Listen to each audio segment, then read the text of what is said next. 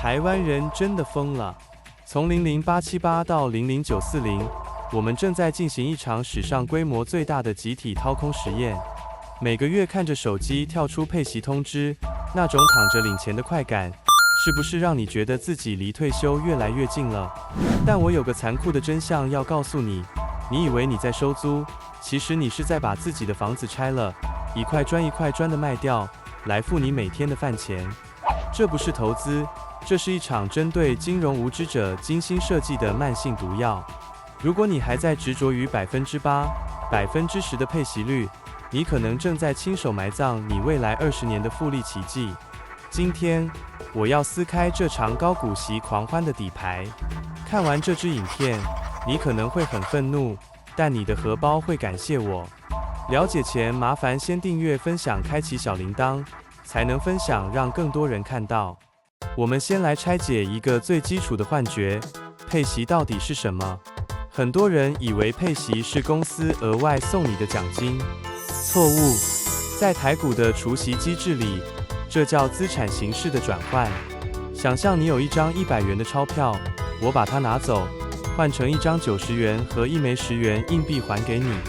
请问，你变有钱了吗？你完全没有变富有，你的总资产依然是100元。唯一改变的是，你被迫把10元的投资本金换成了现金。这在专业术语里叫做左手换右手。重点来了，如果这张股票之后没有填息，也就是股价没涨回100元，那你领的根本不是利息，而是你自己的血汗钱。更讽刺的是，这场换钱游戏你还得付门票，政府会过来割你的所得税，健保局会收你的补充保费，你领的越多，被收刮的越凶。如果左手换右手只是让你没赚钱，那还不算太糟。最可怕的是，高股息正在掐死你的复利小超人。爱因斯坦说过，复利是世界第8大奇迹。复利要发挥威力，核心只有2个字：不准动。让本金产生的每一分利息都滚回去变成未来的本金。但高股息 ETF 的逻辑正好相反，它强迫你在每一口气喘过来之前，就先把氧气抽走。我们来看一场残酷的马拉松，累积型对决配息型。假设你投入100万，两者的年化报酬率都是8%。A 选择配息型，每年领走5%现金花掉。B 选择累积型，1毛都不拿。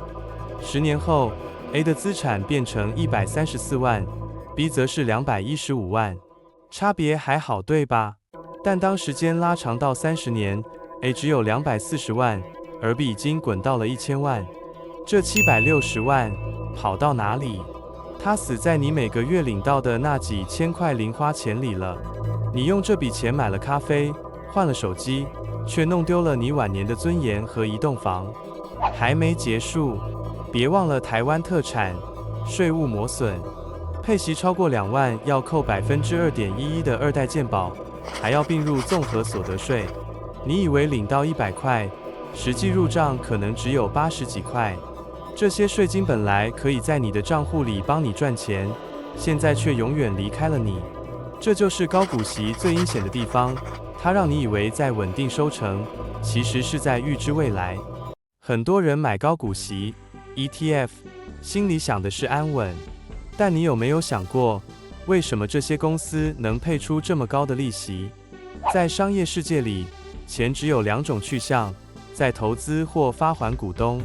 台积电、辉达这些伟大的公司为什么不爱配息？因为他们要把钱拿去研发、盖厂。相反的，能配出极高利息的公司，通常是因为他们已经停止增长了。这就像一棵不再长大的老树，只能把养分全部拿来接最后几颗果实。你买的不是它的未来，而是它的余温。更危险的是景气循环股。还记得前几年的航运、钢铁、面板之乱吗？当这些公司获利暴增，配出20%的股息时，高股息 ETF 就会因为筛选机制，把它们通通纳入成分股。结果呢？当你为了那10%的配息进场时，景气正好反转，股价直接跌掉40%。这就是所谓的领了他的息，赔了你的命。最后，一定要提这几年最流行的黑话——收益平准金。这听起来很高级，但白话文就是，因为怕新进来的投资人稀释掉配息，所以拿你的本金发给你自己。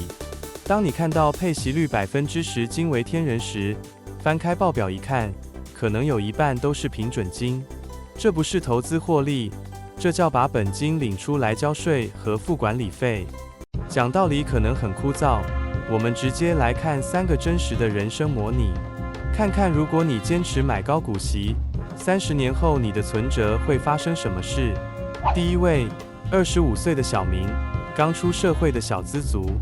小明听信财经网红，每个月存1万块买高股息 ETF。他看着每个月领到的几百块配息，觉得很有成就感。但小明不知道，他正处于人生复利爆发力最强的阶段。如果他买的是市值成长型，30年后他会有1500万，但因为他买了高股息且把配息花掉，30年后他只有400万。第二位，45岁的阿强，背着房贷的中年大叔，他想靠配息来付房贷，但他没算过，为了领那5万块配息，他得先缴掉高额的所得税和2代健保，这让他每年的实质报酬率直接被砍掉1%到2%。阿强以为在减轻压力，其实他是在用最贵的代价换取现金流。如果他改用自制现金流，卖掉成长型股票，他能省下几十万的税金，这笔钱足以让他提早3年还完房贷。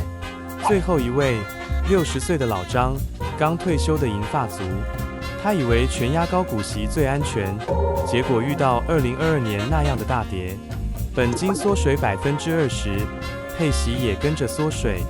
老张陷入了最可怕的提领风险，在市场低点强迫变现。他的资产池因为缺乏成长性，在通膨和提领的双重夹击下，正在迅速干涸。这就是残酷的现实，年轻人领的是未来的自由，中年人领的是税务的负担，老年人领的是本金的崩坏。骂了这么久，难道我们不需要现金流吗？当然需要，但聪明人追求的是高品质的现金流，而不是被阉割过的资产。这里有个终极方案，叫做自制现金流。想象你有一座巨大的水库，市值型 ETF， 里面装满了会自动增长的水。高股息 ETF 是水库自己每个月乱喷水，不管你需不需要，还要在喷出来的时候被政府拦截收税。而自制现金流是你自己装上水龙头，需要钱的时候，你卖出1%或2%的股份。在台湾，目前的股票交易资本利得是免税的。没错，你卖股票赚的钱，1毛税都不用缴，剩下的98%资产依然留在市场里享受复利。这就像是你养了一群会下蛋的鹅，需要钱时你卖掉几颗蛋，而不是每天强迫鹅把营养排泄出来。这种做法有3个好处：第一，税务极大化；第二，资产成长性；第三，领钱的主动权。你不用担心除息后的缺口，因为你的资产结构从未被破坏。记住，投资的目的是为了让总资产变大，只要总报酬率更高，你随时都能变出现金流，这才是真正通往财富自由的捷径。下次当你看到10%配息的广告时，请停下来问自己：我是在收租，还是在慢性自杀？不要为了眼前的一颗糖，丢掉了未来的一座森林。如果你觉得这支影片对你有帮助，请帮我点赞、订阅并分享给你身边还在疯高股息的朋友，你可能救了他未来的退休金。我是原动力，我们下期见。